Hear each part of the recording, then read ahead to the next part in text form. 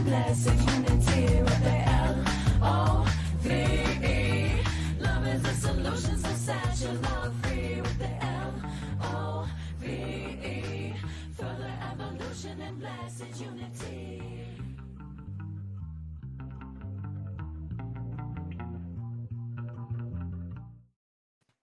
Good morning, self-lovers. We are back. It's our time. It's Thursday at 10 a.m.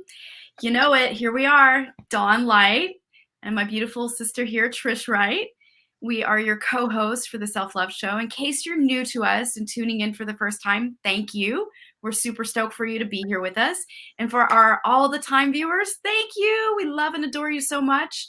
We do this as a service out of our hearts to yours because we believe that everybody deserves to have greater self-love capacity and lean into having a better life on all levels. So what that means is healing on all levels, and it comes in all shapes and sizes, all kinds of energies, all kinds of practices. So it's a big umbrella to talk about all kinds of things. And in case you didn't know, we have an amazing YouTube channel. Please go like, share, and subscribe because you know what? It's awesome. There's about 2 years worth of amazing videos in there. So proud to say that. And yeah, the Self-Love Show is growing and expanding all the time. So and today you can watch this or send it out to your friend when you're like, oh my God, we're talking about profound creativity. And you're like, my friend should watch this. Just send it out. Yes, thank you for saying that, Trish. Yeah. So we have a great guest today. I'm going to do a little reading of her bio so we can introduce her. So creativity is a gift that all humans possess. But why does it seem that some people can effortlessly produce great works? And in contrast, why do others struggle to receive inspiration or make their imaginings manifest? Creativity coach Dre Genevieve teaches how to build a healthier and more vibrant relationship with creative source energy. During this hour, we will discover why the act of play is such a vital force in becoming a prolific creative. Then Dre will show us some tools she has used on herself and her clients, inviting breakthroughs beyond their wildest dreams. Who doesn't need this? Yes! Andrea Genevieve Barkley, aka Dre Genevieve, is an Oakland-based professional musician, artist, MLIS, and creativity coach. She offers one-on-one services to creatives needing a deep recharge. In the age of noise and distraction, Dre assists clients with reclaiming their creative power and joy. She believes that creativity can flow with present moment awareness training, deep reflection, and intention-based life resets.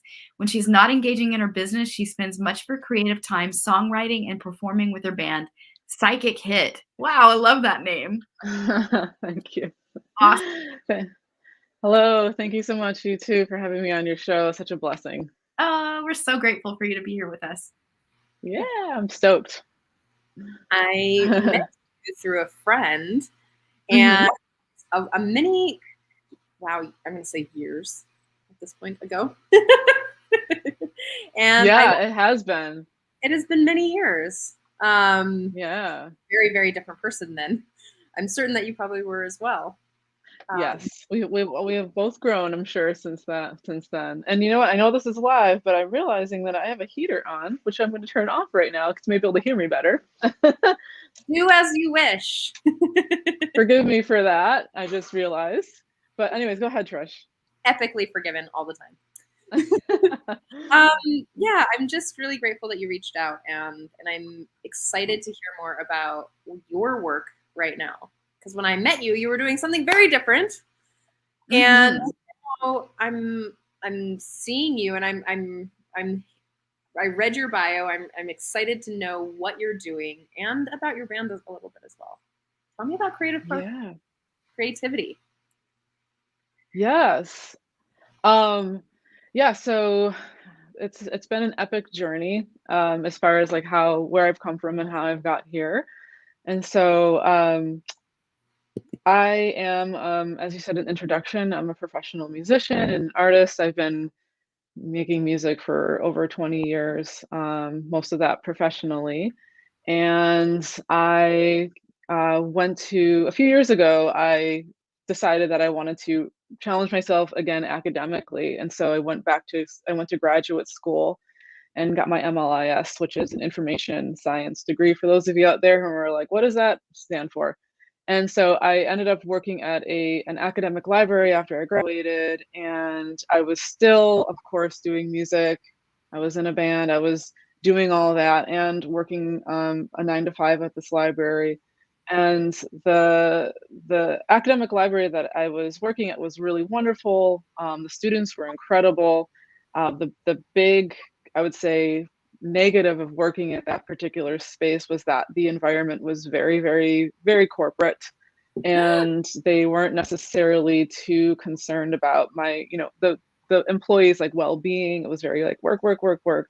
And then during that process, I actually got an injury at work because I was working so much that I had to go out on disability for a couple of years. And during that time, it was a very, very mentally, spiritually, very challenging time, because I was at that time unable to, because of my injury, unable to do anything creative either. I couldn't even pick up a guitar, which is the main way that I songwrite. And then I went through a huge, huge metamorphosis, like transformation at that point in my life, where I had to really assess, how I would spend my time and my relationship to creativity, my relationship to work, and how I was just focusing my life on that narrative of hustling and grinding and all those sorts of things. And I was like, well, look where it got me. And through that process, I started making some major changes and shifts in my life, recentering my spirituality and my self-care and my wellness. And, after I got out of that process, I started a new band, which is the band that I'm currently in, and, major force in.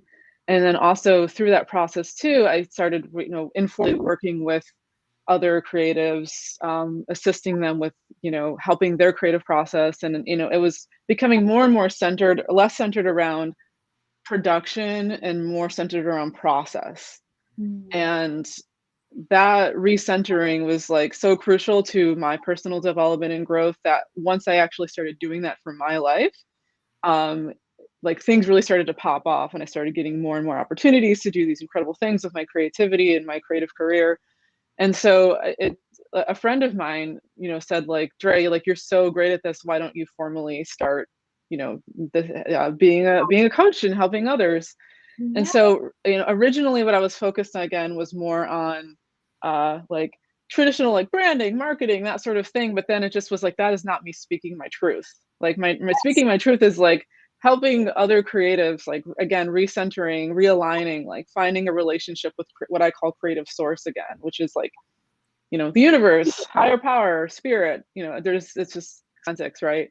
And, through that, like, there's traditional coaching things that I do, like challenges and opportunities and mindset and all that stuff. But a lot of it is really very much centered around, if you have a healthy, happy relationship to your creativity, all the other stuff, your career, all the opportunities will fall into place. But the most important thing is, to me, which is like why we create as humans, we have this incredible, unique ability to manifest things, like literally create things from in here out in the world. And it's just, I cannot stress how powerful that is, like to be able to have the consciousness and the physiology and all of these things, to be able to like write a song, create a dance, write a book. I mean, it's just I've been doing it for so long, but I never ever overlook how incredible of a gift that is, to be a human being and to have that experience. And so a lot of that gets lost nowadays with this like grind culture provocateurs, I call them, and like content creation and all this sort of stuff. And so like, say it again. Grind culture provocateurs. This whole like culture of like, love that. Oh, we gotta like, all this stuff. And it's like, no, like, again, it's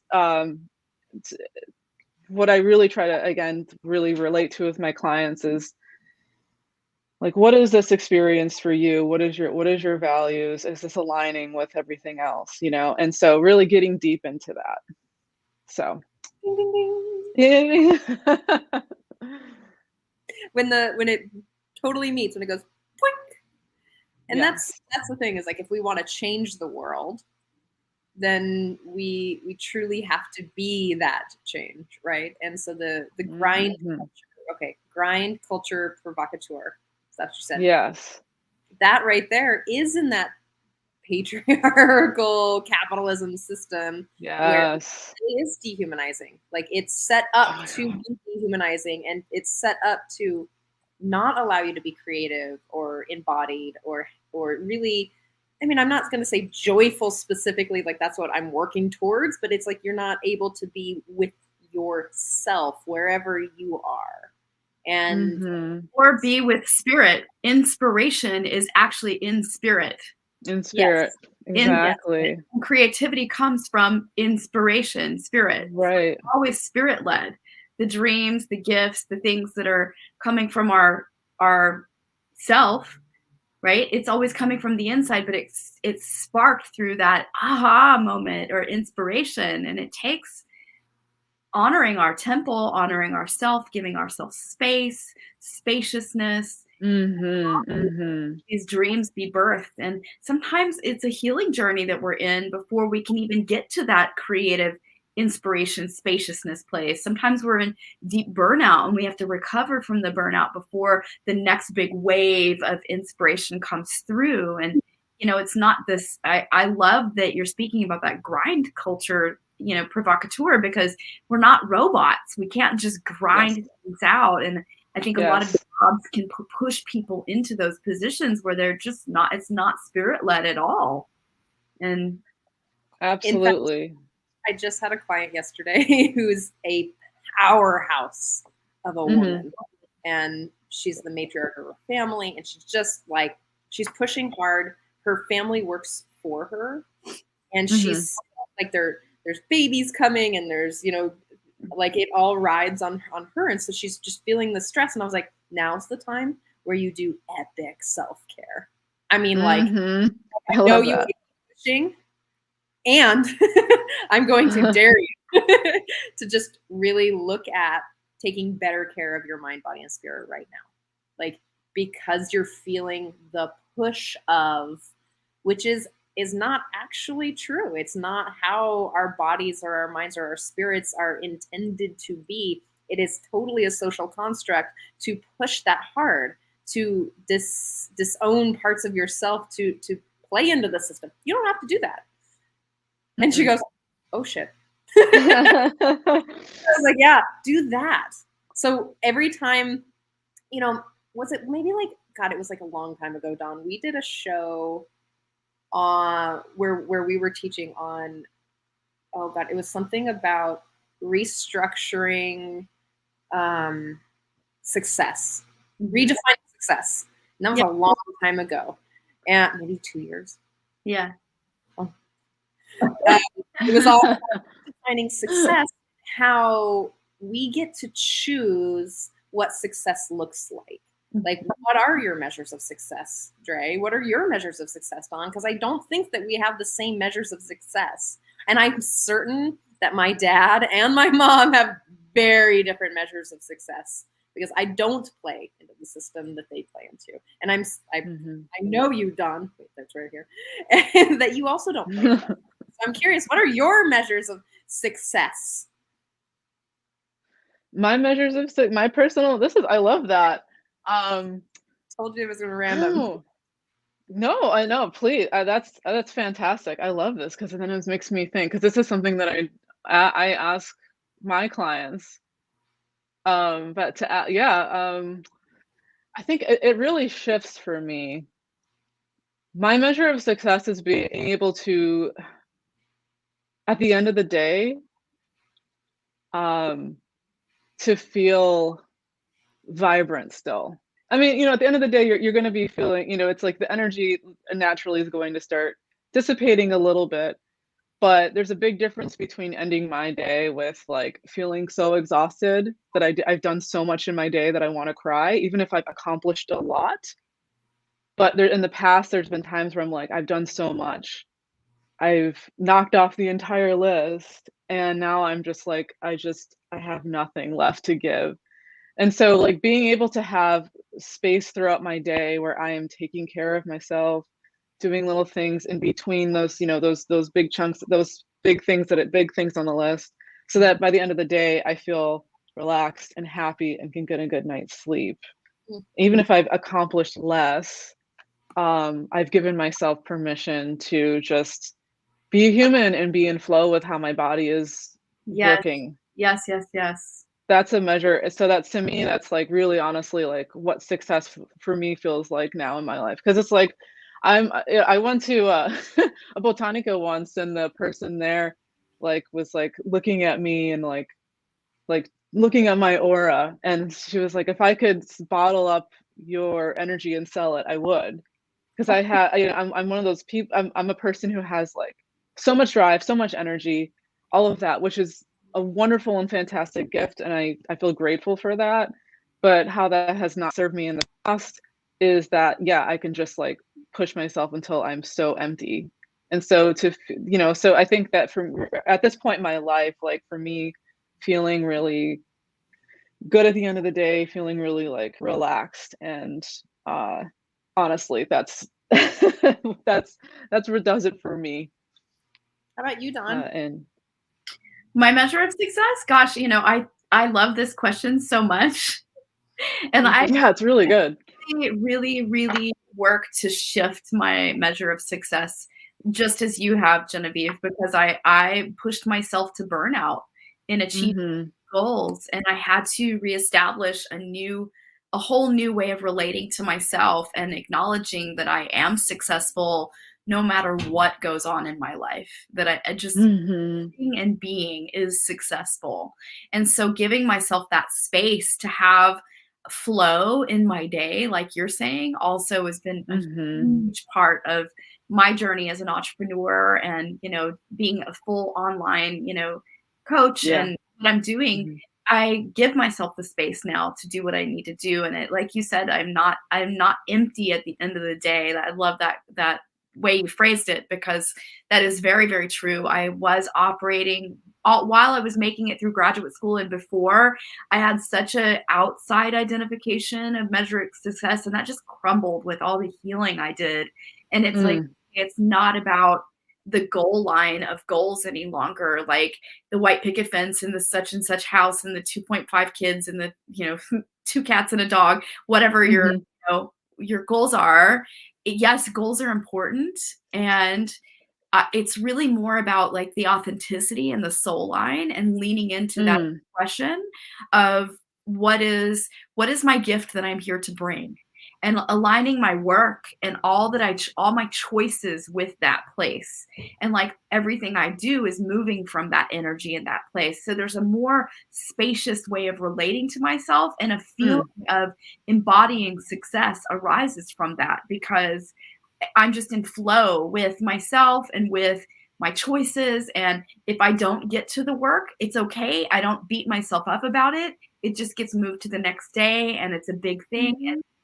And I move from that place of like, okay, now I have the spaciousness to do this, versus before I really healed the wounded masculine, I really do it from this place of sheer panic, sheer frustration. It was my success, and my identity was riding on it. If I didn't get these tasks done, if I didn't make that big goal, if I didn't pay off that thing, if I didn't get that certain job and have that certain look, then my success was riding on it. And now I don't have that narrative going on at all.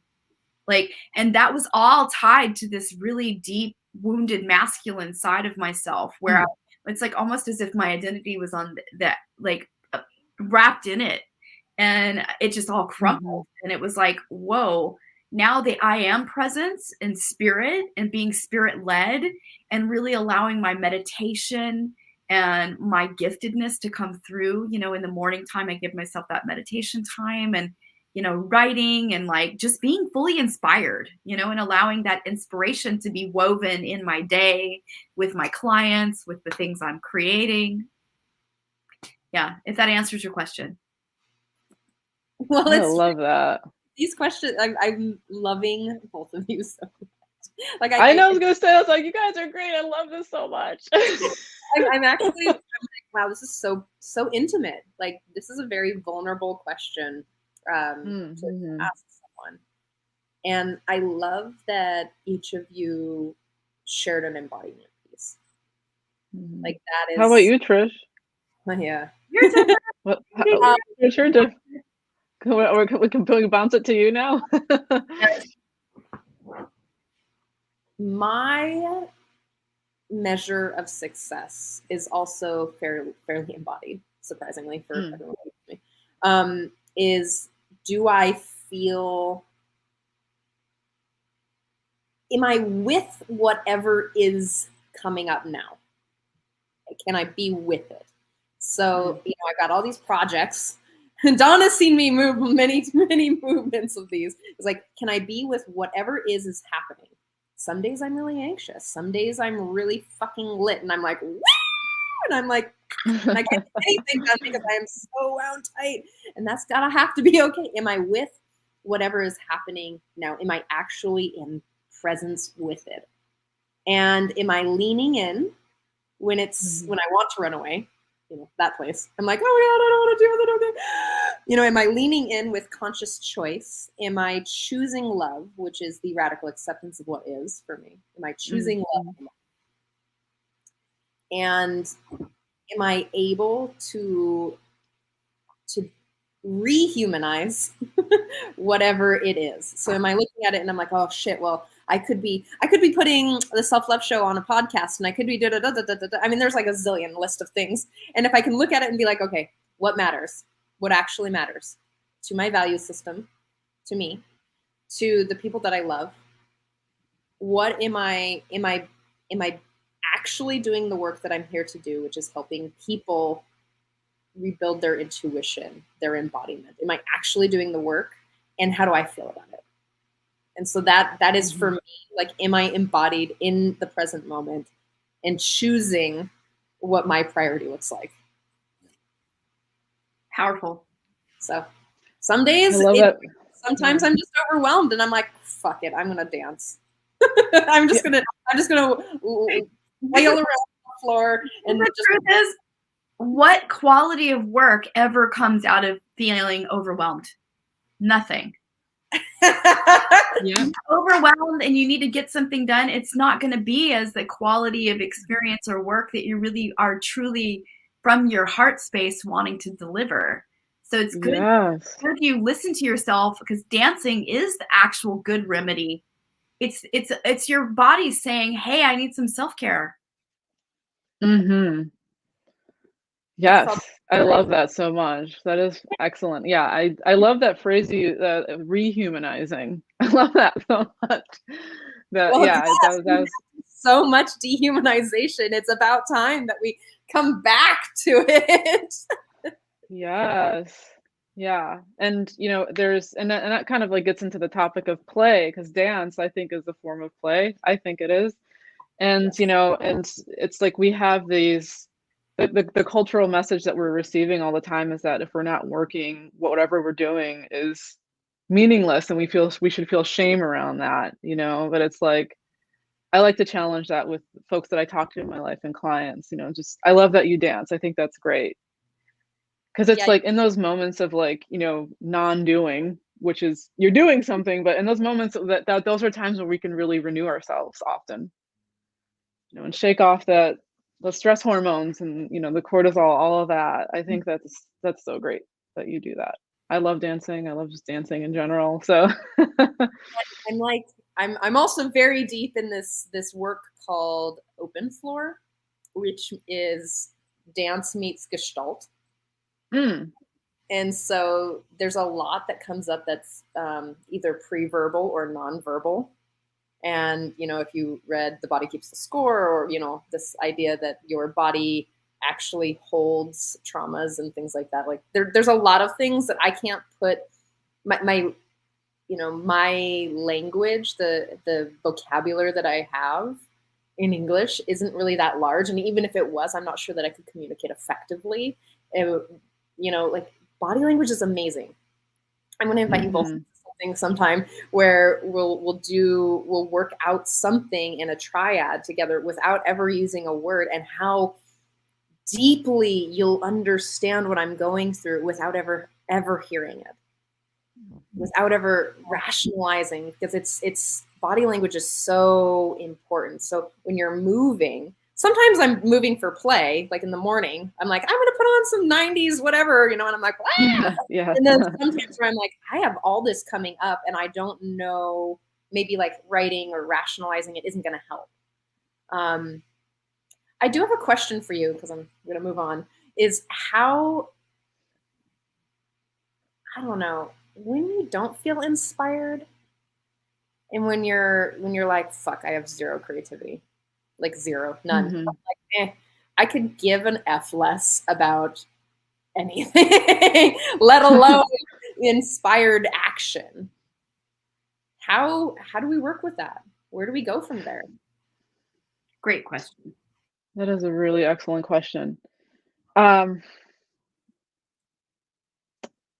Creativity isn't something that we need to chase.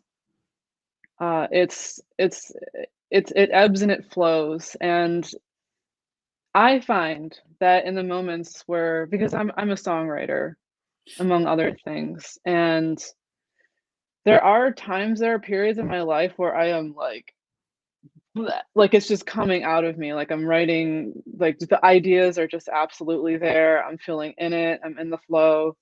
And then there are moments in my, in my life, days, sometimes even weeks that go by where it's like it's barely there. And I used to feel really concerned about that. But again, just like going back to this idea that we need to be constantly productive, was something that I had to personally challenge again. And so for me, it's been a shift of, again, shifting my mind from production to process, and allowing myself again to have those moments of non-doing, and recognizing and appreciating that life is vibrating and creating all around us at all times.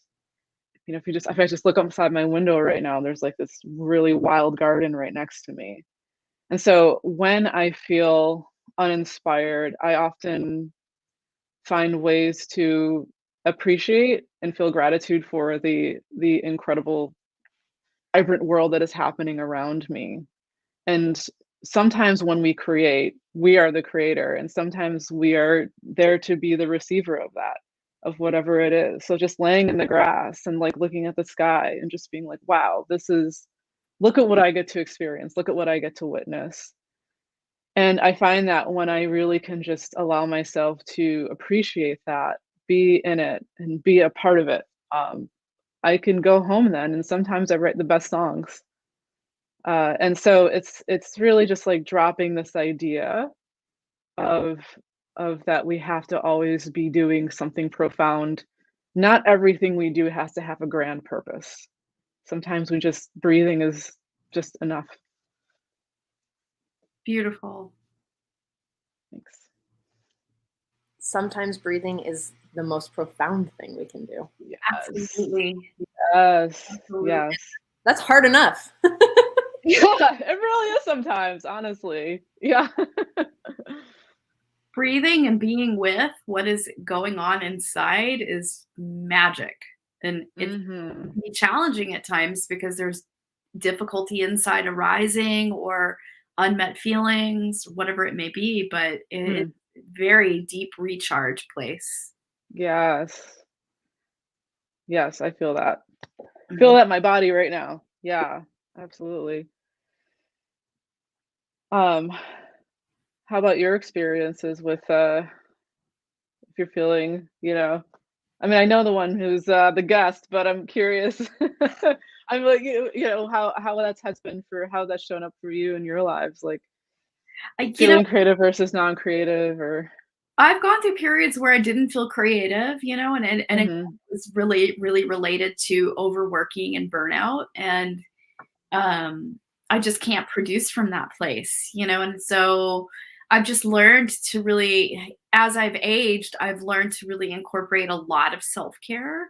And I weirdly enough, it is so strange, but I'm going to share this because it's not something that it's a normal activity for many people. Maybe you do this, I'm going to share this, but I had this cycle where I was like, okay, I really need to get in the rhythm of posting regularly on my social media. And I had such a confrontation inside of myself around this for a while. I was struggling against it. And I just was like, man, I don't get it. Like, I'm totally a great coach. I'm willing to do the self-love show. I'm vulnerable.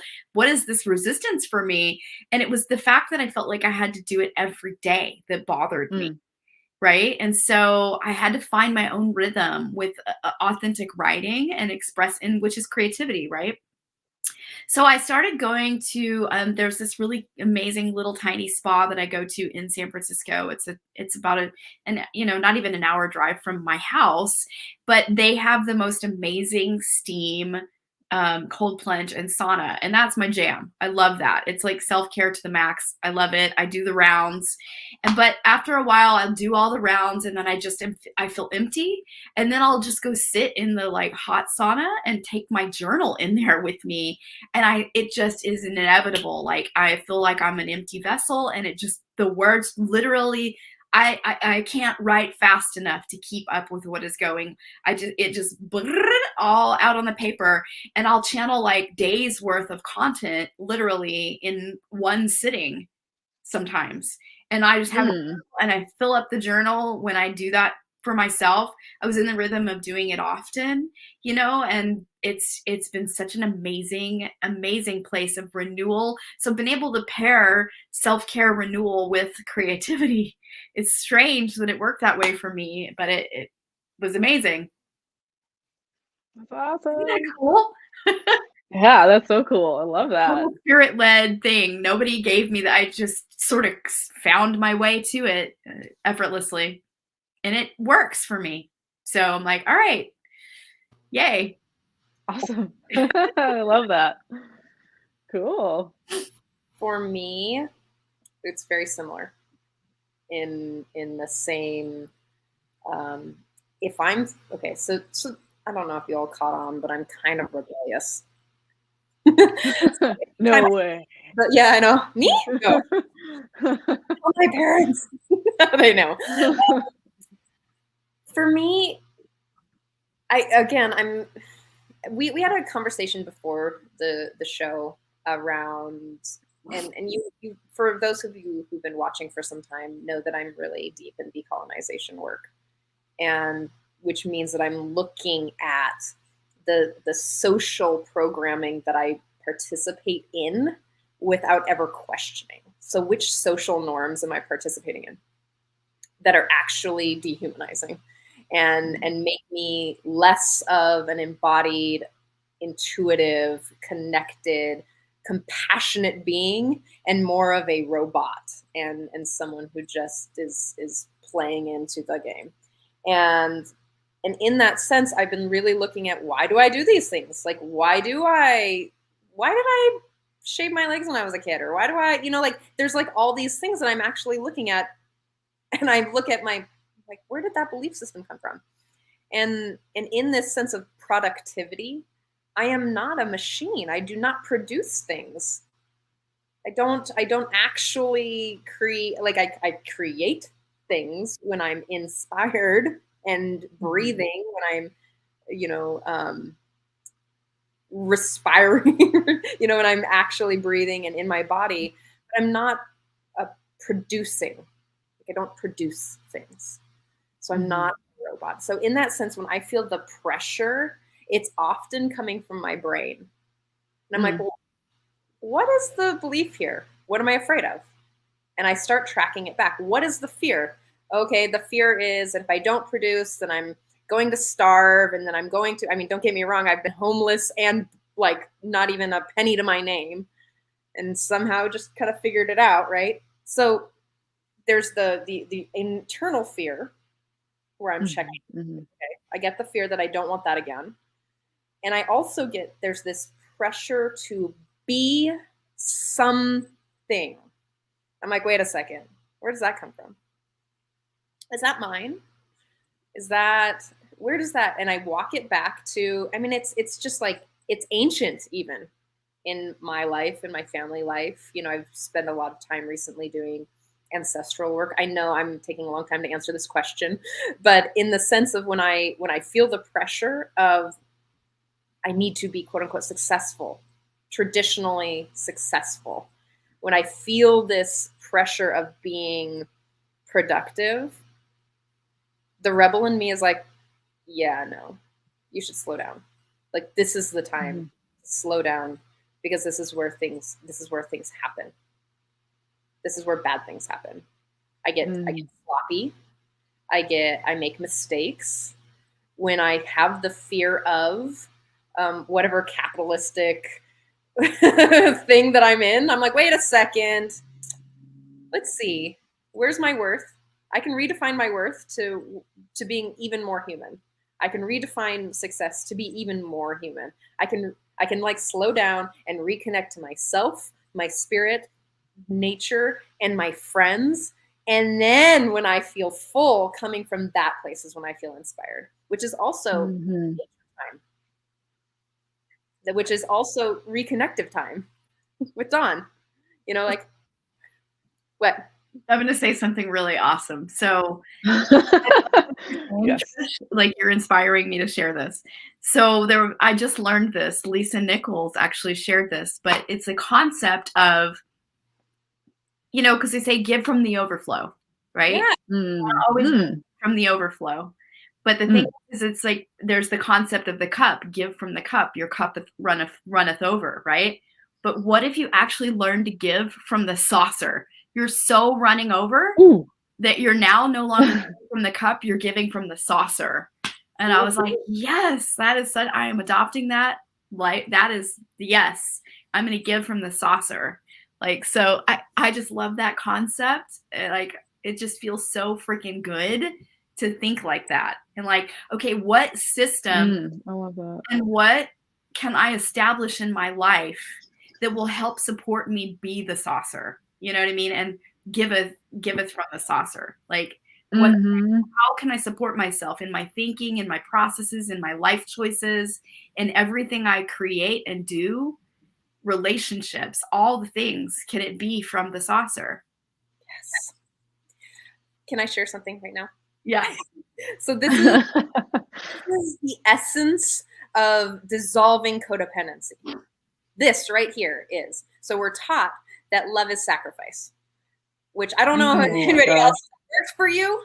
If that works for you, let me know, because I never worked for me. In fact, it harmed everyone involved and created, you know, giving from a place of like, oh my God, I have nothing left. And I'm still giving, created resentment and created all this like icky, disconnecting things that really didn't create anything. And that is the place of really prioritizing self-nurturing care. Now, I'm not talking about bubble baths, which could be part of it, but I'm talking about therapy. I'm talking about nurturing your creativity. I'm talking about asking for space. I'm talking about setting clear boundaries that are for your behavior. Like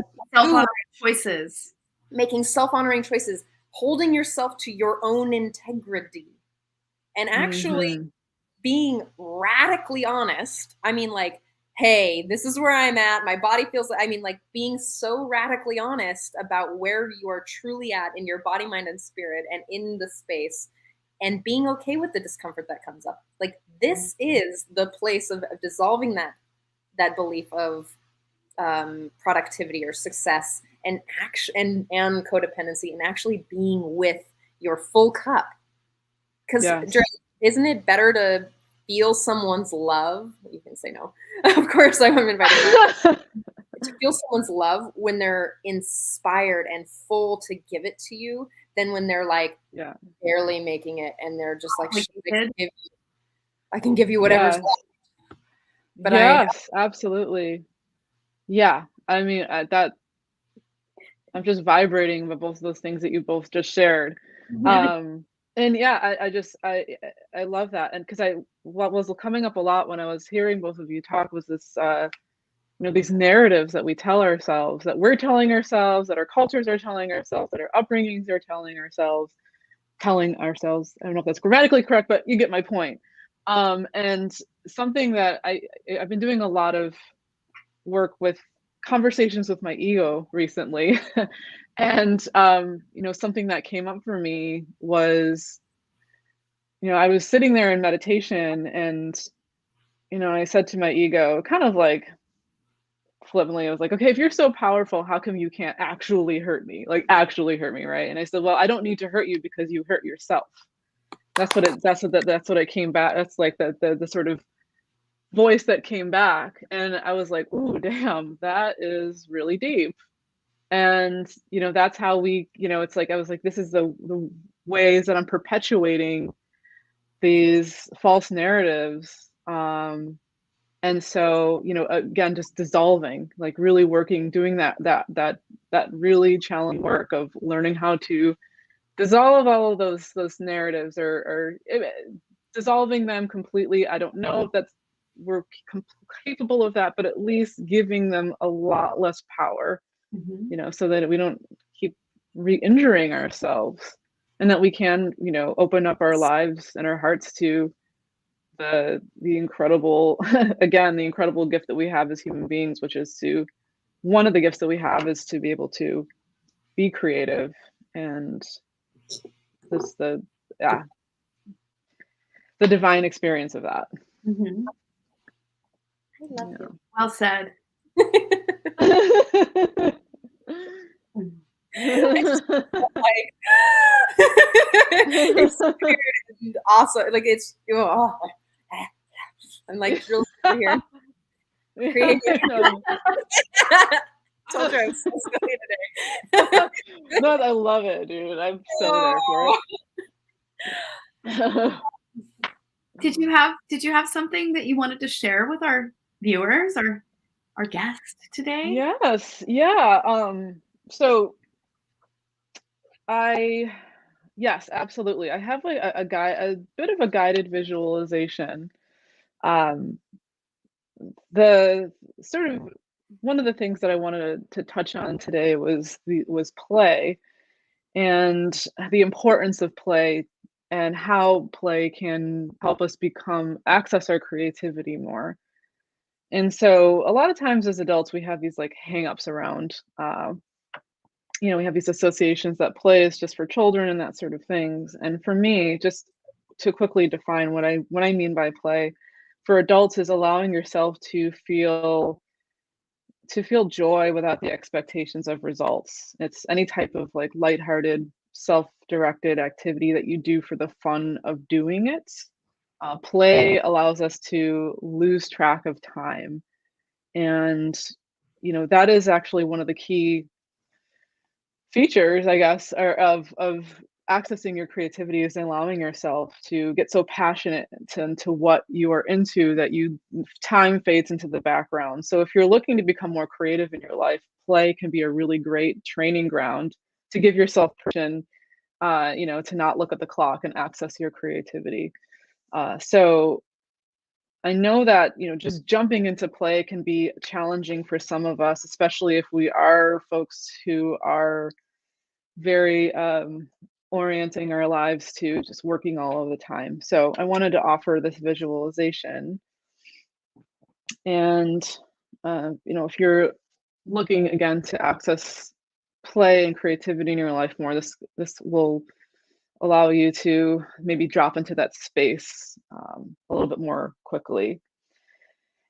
So what I like to do is to just take a few slow, deep breaths and find, lie down or sit down, find a comfortable position, and just allow myself to just put my one hand on my heart, one hand on my belly, and allow myself to feel my body breathing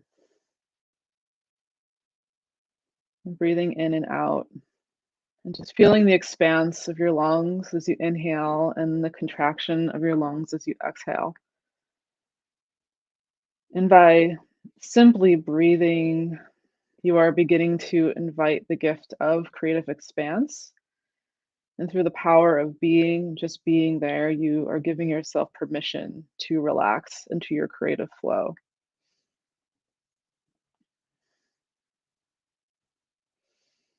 And another next thing I usually like to do is a body scan, starting at the tips of my toes and my feet, ankles, legs,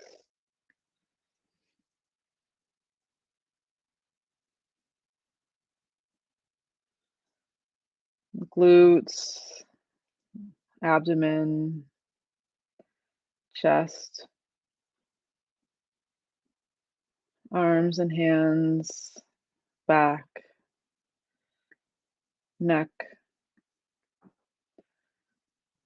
jaw, eyes, ears, nose, mouth, and the crown of your head. And you can take as long as you want with this when you're doing this on your own. And just allow yourself to feel relaxed. Allow your body to just drop more deeply into that space. You're feeling heavy, limp, and comfortable.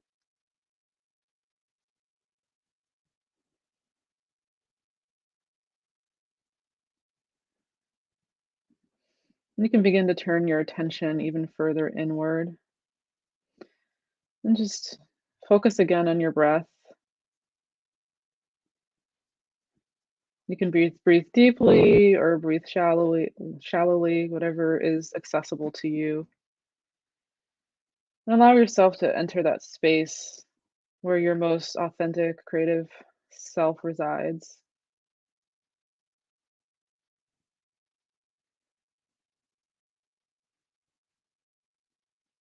And now you begin to envision yourself coming upon a gentle, bubbling, playful stream. The sky is clear, the sun is shining, the air feels warm and pleasant. It's a really beautiful day, and you come upon this gentle, bubbling, clear stream, and you place your hand in the stream and feel the soft, alluring flow. And that flow is your creative abundance. And the water is moving comfortably and confidently around you. And when the water encounters an obstacle, it flows around it. When a leaf drifts into the water carries it without hesitation. And this creative flow is the ending. The creative flow is you. And you have permission to do whatever you want in this water: dance, sing, swim, laugh, play. We can just take a moment to envision ourselves doing that.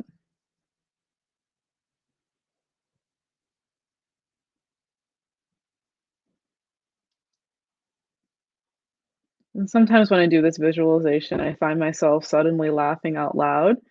Your body might do funny things when you're doing this, and that's a really, really good thing. So allow yourself just to feel however you feel in this moment.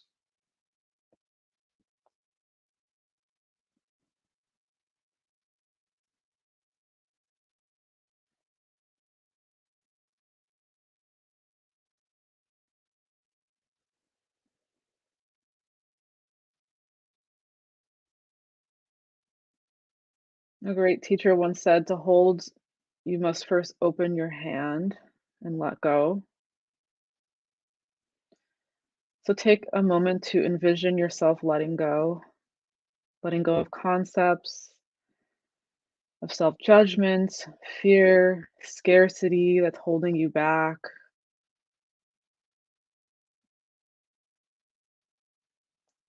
The voices of other people that are telling you that you're an adult and you shouldn't play. Just let that go and envision yourself flowing gently in your stream. That water will always carry you.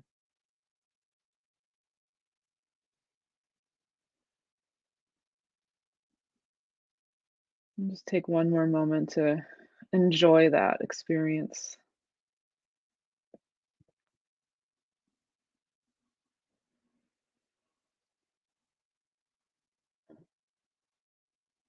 And this is the paradox of flow. It's the idea that the less you strive, the more success you will actually have. We spend so much of our time running around trying to achieve things. We hold on to expectations and desires instead of investing in the now. And this can knock us out of flow and disconnect us from creative source, from inspiration, and from ourselves.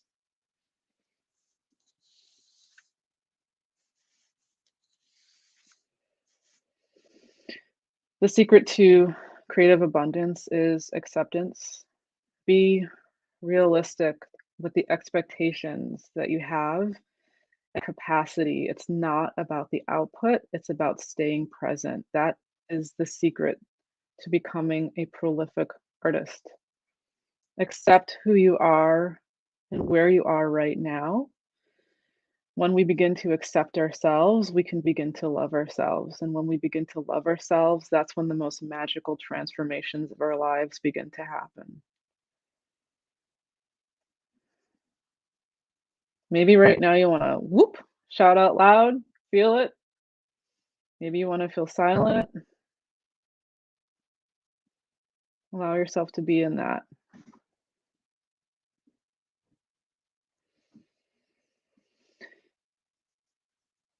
Okay.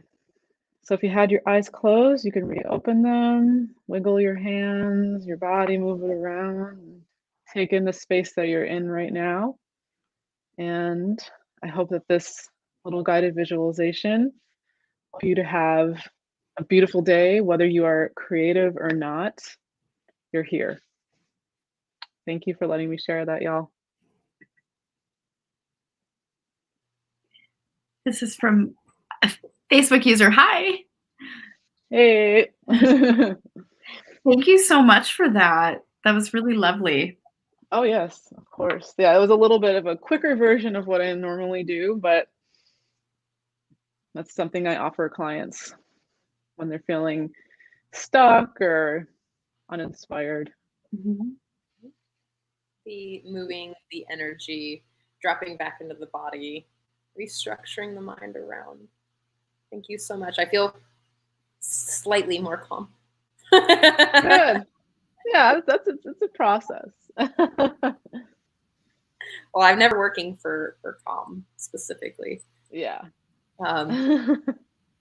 Recently was diagnosed with ADHD. Like my therapist was like, maybe you should do that. And I was like, oh, not sure. And the lady goes, how do you get anything done? I was like, oh, I go on the elliptical machine and I read and listen to my homework at the same time. She goes, oh. And I was like, oh. So I don't call it ADHD. I just call it big hummingbird energy. So I'm never working for calm. I'm just working for presence. So, and I love that the piece in the meditation is that it's presence, coming back to presence is the measure of success and creativity. So I love that piece too. I'm like, yes, validation. Oh, yeah. So if you loved this, like some of us loved it, and you really want to work with Dre, I'm going to type in her links right now. Thank you. So here is, yeah. Go check her out. Check out her Instagram and her amazing website. Thank you. Yeah. And in the future, in the next few months, I'll be launching my YouTube channel officially. So that'll be super duper fun. And yeah, just excited more stuff out there to support creatives and those who wish to have more, creative time in their lives. Mm-hmm. It's very important to honor that. If that's that. Yes, absolutely. And value, right? A lot of times, yes, it's probably a deep restructuring of what their values are, so that they can create space for it. Mm-hmm. Absolutely, and it's surprisingly, underserved in terms of. Again, there's a lot of emphasis on being out there, getting your stuff out there, being super productive, but there's not a lot of emphasis on presence and taking care of yourself in the creative community in general. So I'm really happy to support those who reach out to me to recenter. Beautiful. Yeah. Yes. Thank you. I really appreciate your time today, you guys. Really big hearts. Yes. I appreciate your time and energy and Aw. your in the world. It's Thank you. a village, and we're all doing our bit. Absolutely. 100%. Necessary. Yeah. I'm really excited to see where your incredible works take both of you. Oh, thank you for that. Yeah. Take it to the Heck yeah. You're both very, very brilliant people. So I'm excited to share space with you. So thank you. Aw, thank you so much. Yeah. Sweet. Yeah. Absolutely.